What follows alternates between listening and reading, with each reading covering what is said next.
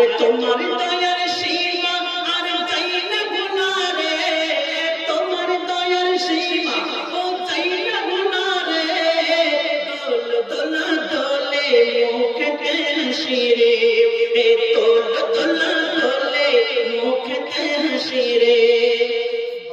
আব্বা তোমার বেঁচে রলে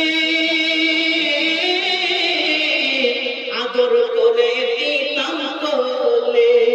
বেটা তোমার আব্বা তো বেঁচে নাই, তুমি বেঁচে থাকো তো তোমার আব্বা কোলে দিতাম। জি আব্বা তোমার বেঁচে রলে আদর করে দিতাম কোলে, তোমার আব্বার কবর সিনা, তোমার আব্বার কবর সিনা আর চাইলে গুনারে, তোমার আব্বার কবর সিনা আর চাইলে গুনারে, দোল দোলা দোলে মুখে হাসি রে, এই দোল দোলা দোলে মুখে হাসি রে। ওয়াকৃষ্টে মোর যাহা ছিল,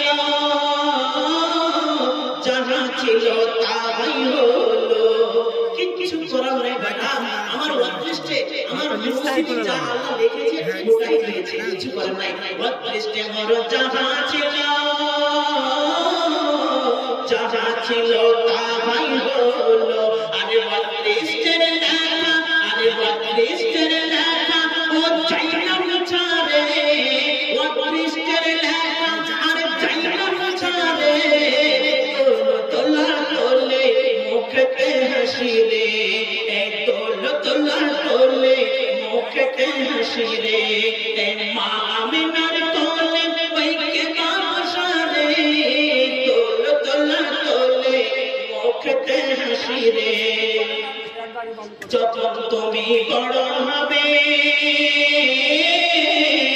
মাতা পিতার নাম জাগাবে, প্রত্যেক পিতা মাতার একটা আশা আছে গো, আমার ছেলে যখন বড় হবে হাফেজ হবে, কারি হবে, মৌলানা হবে, বক্তা হবে, বড় ইঞ্জিনিয়ার হবে, ডাক্তার হবে, মাস্টার হবে, প্রত্যেক পিতা মাতার আশা আছে।